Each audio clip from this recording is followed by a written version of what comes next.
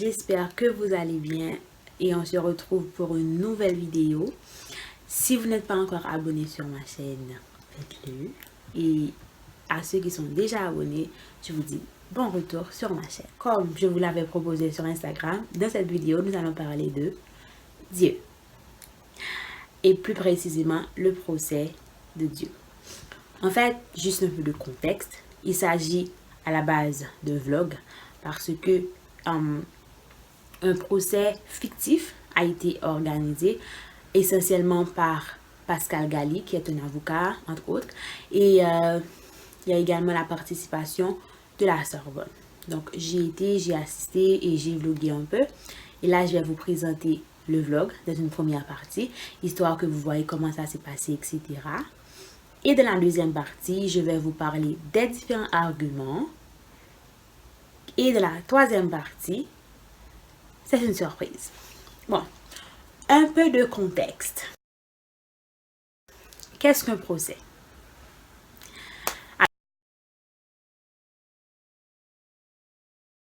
Ok.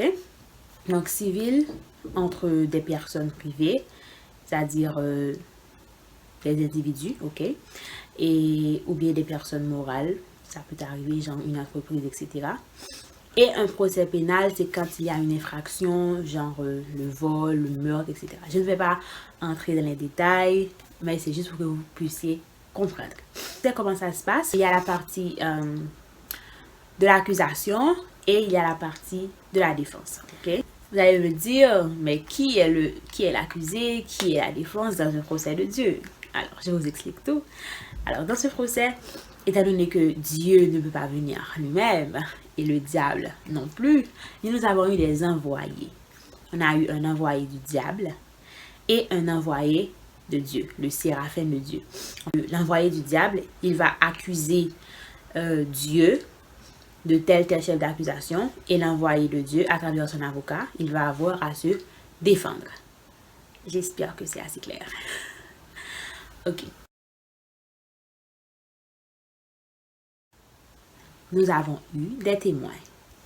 Donc, on a appelé à la barre un scientifique qui allait nous parler de l'intelligence artificielle. Et en gros, elle nous a dit que à travers les robots, etc., c'est comme un moyen que l'homme, il essaie de se faire passer pour Dieu. Voilà, en gros, c'est ça. Puis, on a eu un deuxième témoin qui est un astrophysicien, que lui, personnellement, il ne prend aucune position. Il ne dit pas qu'il n'existe pas ou qu'il existe. Voilà, il ne sait pas. Il ne sait pas parce que, oui, la science, elle explique pas mal de choses, mais il a admis qu'il y a des phénomènes, des miracles que la science ne peut expliquer. C'est déjà une première limite à la science. Et il nous a dit que, de toute façon, c'est pas que la science, elle créait un ordre des choses, mais c'est juste qu'elle trouvait un ordre et qu'elle essayait d'expliquer cela à travers des données scientifiques, mathématiques. J'espère que vous allez bien. Là, je suis en route et je vais au procès. Et comme vous voyez, commence à neiger. Oui, un tout petit peu.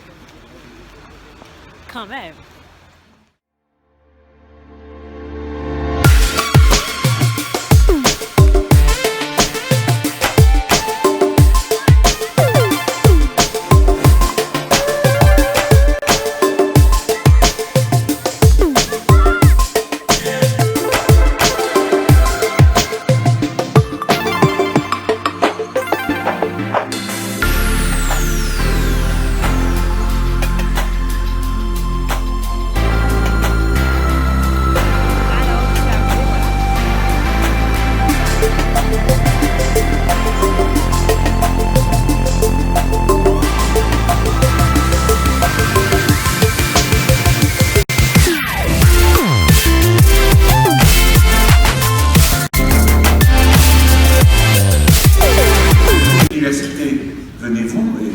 Quelle université représentez-vous? Et je disais toujours Good Luck University.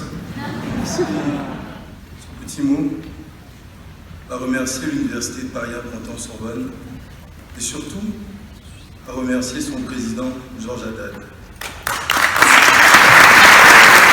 On ne part pas en Dieu lorsqu'on a eu la chance d'avoir quelqu'un qui vous a redonné le sourire, qui vous a redonné de l'amour.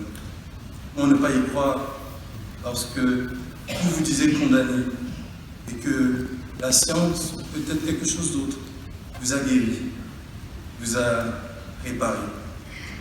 On n'est pas croire en Dieu lorsqu'on voit que vous êtes ici si nombreux à se poser ces questions et à vous demander, à chercher des questions. Et alors, je suis la dite créature obscure. Alors, mesdames, messieurs, je dois dire que je ne m'y attendais pas. Convoquer le diable à un événement comme celui-ci, vous en conviendrez, c'est particulièrement risqué. Cette humanité-là, au motif qu'on a dit que Dieu était mort, cette humanité-là, on veut la tuer. Alors, on crée des robots. On crée des robots, et madame, vous avez bien... Là, le jury, il était en train de délibérer. Et voilà, c'est déjà la fin du vlog. On se retrouve avec la suite de la vidéo. Quels sont les arguments de l'avocat général? Il a présenté 4 chefs d'accusation que je vais vous présenter tout de suite. La désertion. La désertion, ça s'explique, c'est que Jésus, il est venu, il est mort sur la croix, puis il a ressuscité et il est monté dans les cieux et il n'est jamais revenu. On n'a jamais entendu parler de lui. Voilà, il est parti. En gros, c'est ça. Il a déserté. OK? Deuxième chef d'accusation, non-assistance à l'humanité en danger. Qu'est-ce que cela veut dire? Alors, ici, l'avocat général, il faisait référence aux phénomènes naturels. Voilà, les phénomènes naturels, à savoir les volcans, les tremblements de terre, les tsunamis, le sida, la lèpre. Ok, donc toutes ces choses qui ne sont pas forcément sous le contrôle de l'homme en fait. C'est la nature elle-même. Vous voyez, et cette nature-là, c'est Dieu qui l'a créée. Omission volontaire de porter secours. Alors là, il fait référence à ce que nous sommes responsables. Les meurtres, les crimes contre l'humanité, etc. Toutes ces choses que l'homme, il fait.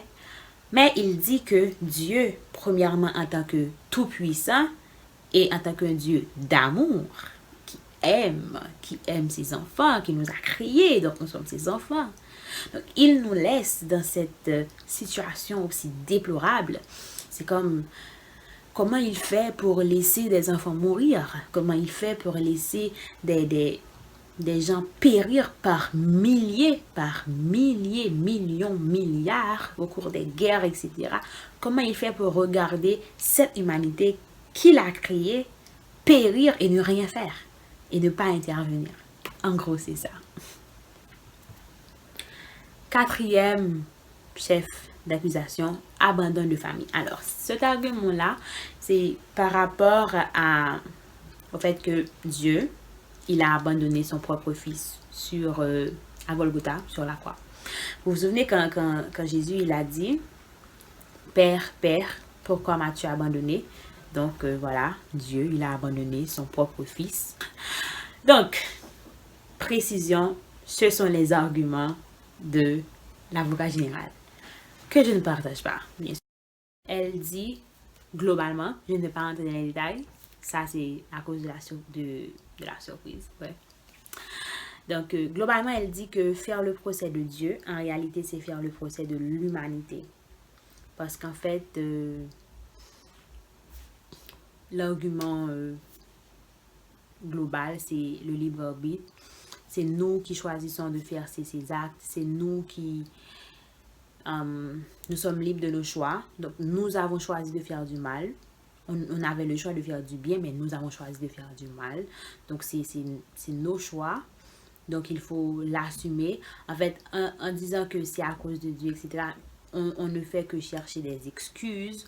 On essaie de masquer notre responsabilité derrière. Oh, c'est à cause de Dieu, etc., etc. Il nous a abandonnés. Mais on refuse d'assumer nos actes. Donc, en fait, le procès de Dieu, c'est rien d'autre que le procès de l'humanité, de l'homme. Voilà. Et la dernière partie d'un procès, c'est le jugement.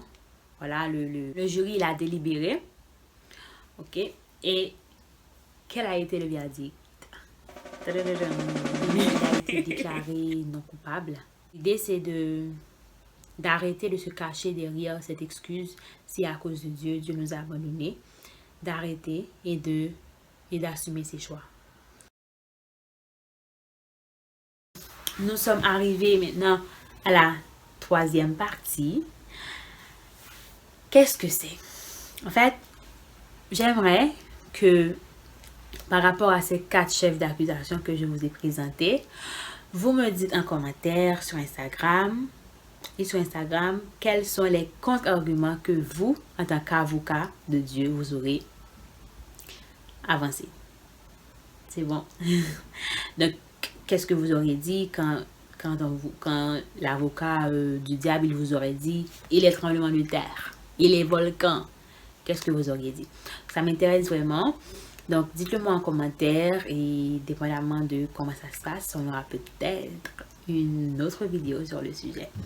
Donc voilà, on arrive déjà à la fin de la vidéo. J'espère qu'elle vous a plu et je vous dis à bientôt dans une prochaine vidéo. Et n'oubliez pas de liker, partager, laisser un commentaire et surtout de vous abonner.